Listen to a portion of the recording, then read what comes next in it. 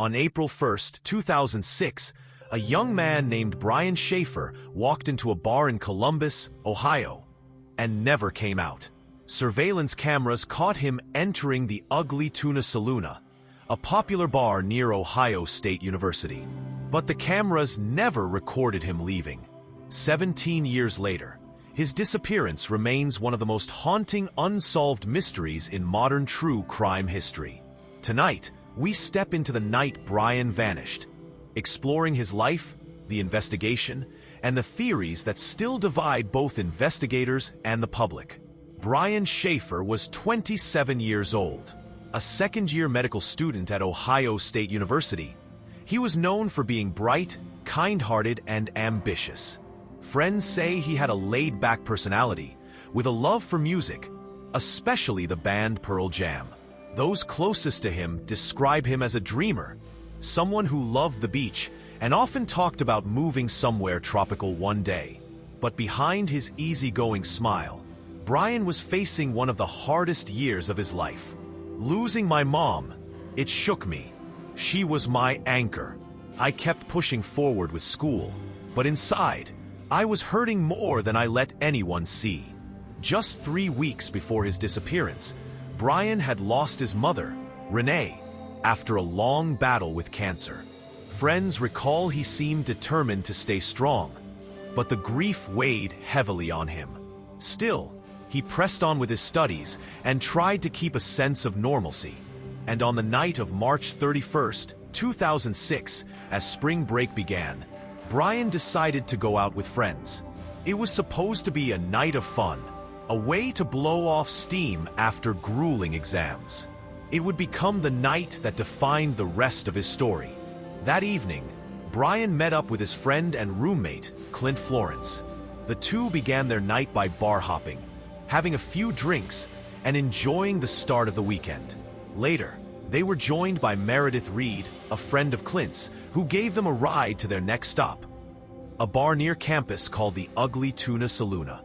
The Ugly Tuna was known as a lively college hangout. Music, dancing, and cheap drinks. And it just so happened to be located on the second floor of a building at the South Campus Gateway.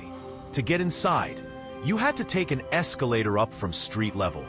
Surveillance footage shows Brian arriving at the Ugly Tuna Saloona around 1:15 a.m. He's seen riding the escalator with Clint and Meredith.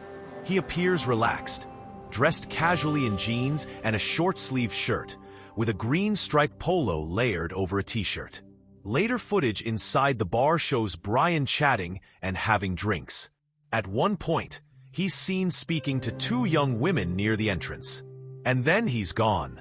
The last known footage of Brian Shaffer is of him outside the bar's entrance around 1:55 a.m. He appears to wave or gesture toward someone, then steps just out of frame. After that, the cameras never capture him again. When the bar closed, Clint and Meredith assumed Brian had gone home. They tried calling him, but got no answer.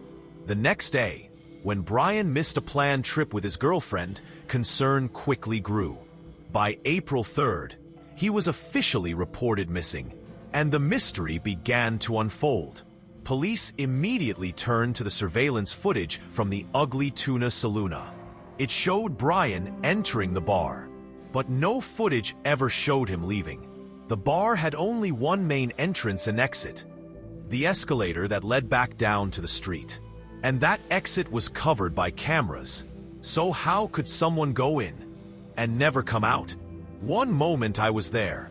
The next, it's like I just vanished. Investigators searched the bar top to bottom, including service areas, restrooms, and maintenance rooms. No trace of Brian was ever found. Search teams scoured surrounding streets, construction sites, and even nearby dumpsters. Still nothing. It was as if Brian had walked into the bar and disappeared into another world. Theories quickly began to form. Could Brian have slipped past the camera somehow? Investigators noted there was one service exit, not directly covered by surveillance. But using it would have meant moving through restricted, staff-only areas. Could he have disguised himself and blended in with the crowd, leaving at closing time? Possibly. But friends say he didn't seem the type to pull something like that. Others wondered if Brian left voluntarily, starting a new life somewhere far away. After all, he had spoken often of wanting to live on a beach, escape the pressures of medical school, and find a different path. But would he have abandoned his father, his girlfriend, and his future without a single word? The investigation revealed some unsettling dynamics. Clint, Brian's friend and last known companion, refused to take a polygraph test. Meredith, however, cooperated fully. Some saw Clint's refusal as suspicious. Others argued it proved nothing. Then came the theories of foul play. Could Brian have been the victim of a robbery, an attack, or something darker inside, or near the bar? Yet with no evidence, no struggle, and no body, the trail went cold almost immediately. As the years passed, the mystery only deepened. Brian's father, Randy Shaffer, tirelessly searched for answers, holding out hope his son was still alive. Tragically, Randy passed away in 2008, never knowing what happened to Brian. To this day, Brian's younger brother still searches for closure. "Dad, I wish I could tell you what happened. I wish I could come home." That night at the Ugly Tuna Saloona, three main theories dominate the conversation. First, Brian left voluntarily.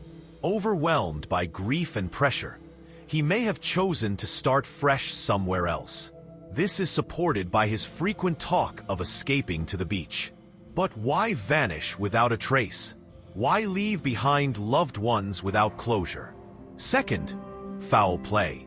Brian could have been harmed, either inside the bar or just outside, perhaps lured somewhere, attacked, and hidden in a way that investigators never uncovered.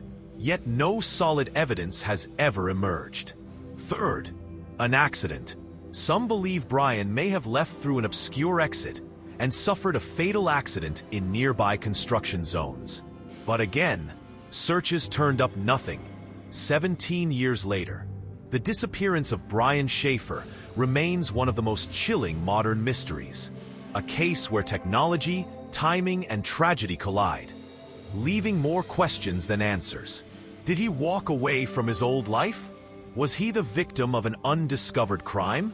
Or did fate take him suddenly, in a way still hidden from the world?